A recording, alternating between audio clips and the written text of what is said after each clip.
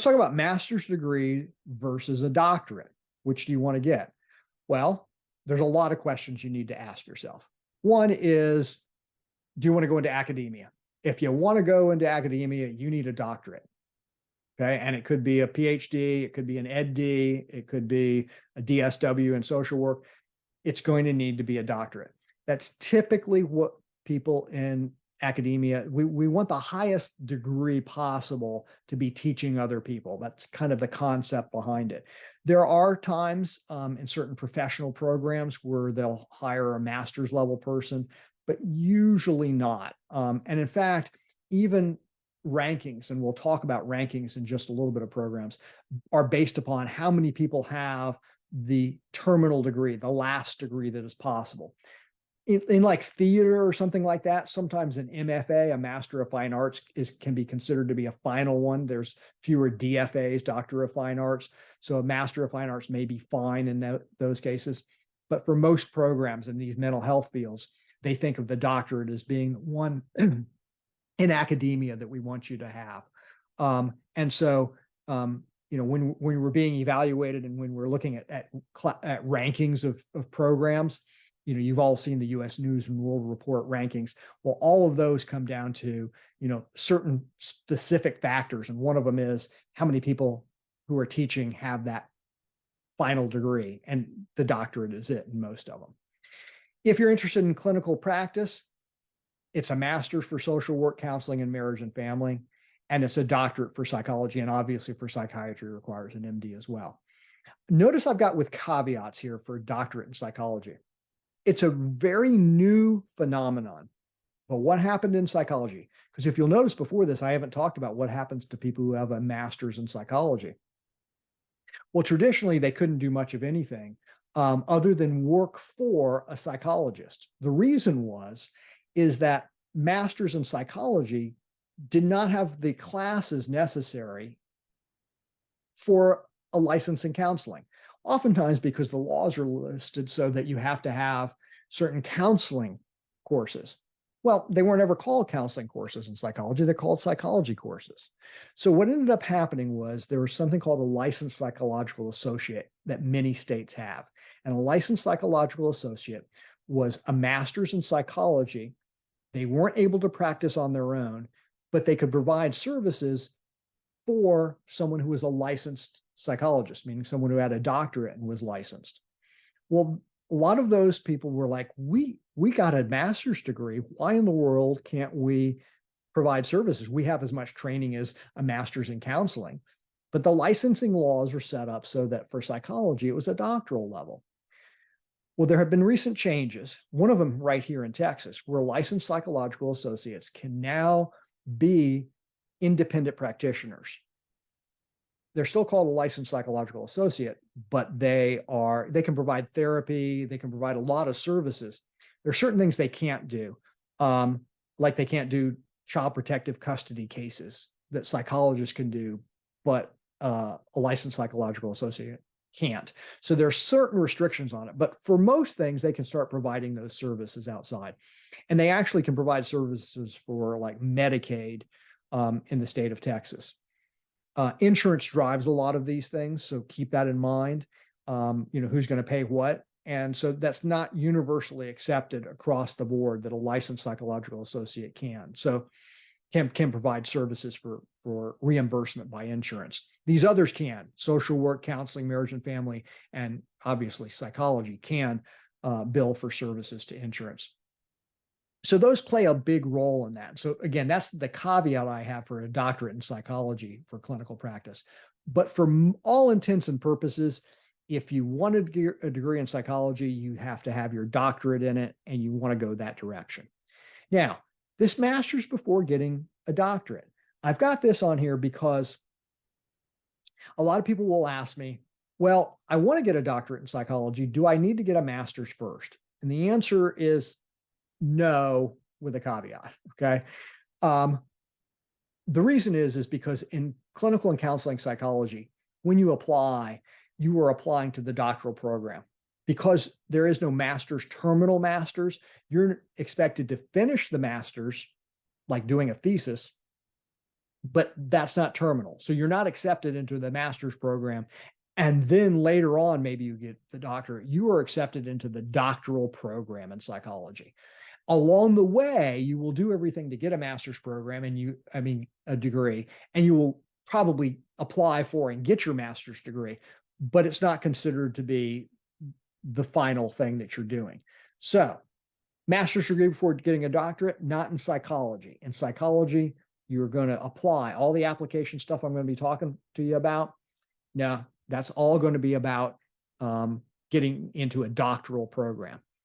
And just along the way, you'll get your master's. In other situations, the others, well, entry level is master's. So yes, you get your master's, and then you probably won't ever even bother to get your doctorate unless you're going to go into academia. So for social work, counseling, and marriage and family, it's master's without a doubt. There is a caveat here, and I'm going to be talking about it at the end in more detail. But if you don't get into a doctoral program, it is possible to go master's. There are terminal masters that you then reapply for a doctorate because you didn't have good enough grades or whatever it was to get into the doctoral program. And so you divert into a master's program for a while. We'll talk about that more later on. The time commitment. Well, how much time do you want to put into it? I've already talked about how much time that it takes. For a doctorate in psychology, including your undergrad, you're going to average just over 10 years of your life. So you're going to be 18 when you enter into undergrad. You're going to be 28 or 29 by the time you get your doctorate. And then it's another year to get licensed. So that's a long time. Master's programs, well, it's a little bit less, right? Because it's going to be about 6 years.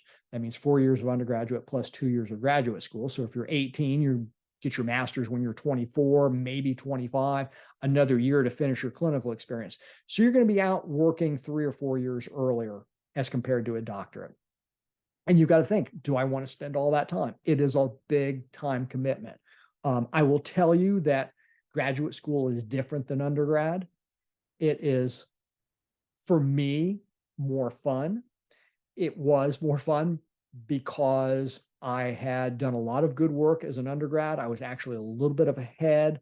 I already had a lot of things already done. I was able to get my master's in a year because I already had done research and I was a little bit further down the line. So I actually had a lot of free time and I did a lot of extra stuff. Now I say free time, I was working, 60 hours a week, but I had a lot of flexibility and I found it enjoyable because I'm working with a group of people who had the same interests that I did. We were doing the things that I wanted to do with my life going forward. So the time commitment was no problem for me. For other people, it's a long time, but you got to think about it this way as well. What do I want to be doing in 10 years from now? What do I want to be doing? 10 years is going to happen. So if you're 18 now and 10 years, you're going to be 28. Well, you're going to be 28 in 10 years anyway. What do you want to have happened at that point? Would you like to have had a master's degree? Would you like to have a doctorate? You got to ask yourself that. Costs and stipend. Cost and stipend, meaning the cost that it is to go to school and the stipend that you're going to get. We'll talk about this a lot as we go through, especially asking programs about it. The cost can be prohibitive. Be careful about this. Doctoral program, PhD programs in psychology typically waive your costs. They waive tuition because you're going to be a research assistant for them. And if you're going to be or a teaching assistant, you're going to be doing something and they're actually paying you for that. So there's costs are usually the tuition is often waived or it's reduced to in-state tuition and you'll get a stipend. So you'll get, and it varies. Sometimes it's a partial stipend, maybe $10,000 a year. Sometimes it's a full stipend, maybe $20,000 a year that you'll be paid to do these things. So all of a sudden you'll be able to, with a PhD, if you get into clinical or counseling, you may come out with almost no debt because a lot of it would have been covered. The other programs are not that way, including psychiatry for medical, if you go to medical school, or the master's programs. Seldom do they give you any money. They don't, the costs are usually whatever the costs are. The PsyD programs, as opposed to the PhD programs, also are high cost. They seldom give any scholarships because those places are more likely to make their money by your tuition. because they're not doing the research. So they don't have the research grants that are paying for these things. So they don't offer the stipend. You have to have the full cost, and the full cost can be a lot. It can be a few $1,000s a year, more commonly tens of thousands of dollars a year, and sometimes up to almost $80,000 a year. And you've got to think, do I need that much debt going down the line? Think about that, because I will argue that it's not worth it to go into too much debt, because you'll be spending your whole life trying to get out from under it. Don't do that. Finally, I have the PhD versus PsyD in psychology. I've already talked about this a bit, but just I want to point that out to you, that remember, the PhD is going to be much more likely to be in an academic university, while the PsyD is more likely to be in a freestanding one. Although sometimes PsyDs are in universities. Baylor University has a PsyD program.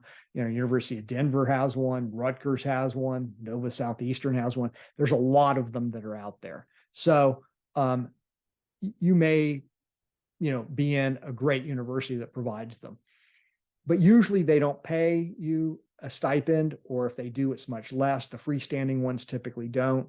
But you don't have to do the research. The PhD, you're going to have to do a lot of research. The PsyD, you don't. It's going to be much more focused on your clinical work. So be thinking about that. There's a difference there. Again, both of them, you may get your master's degree as you're going along, but you'll be invited into either the PhD or the PsyD program right out of undergrad.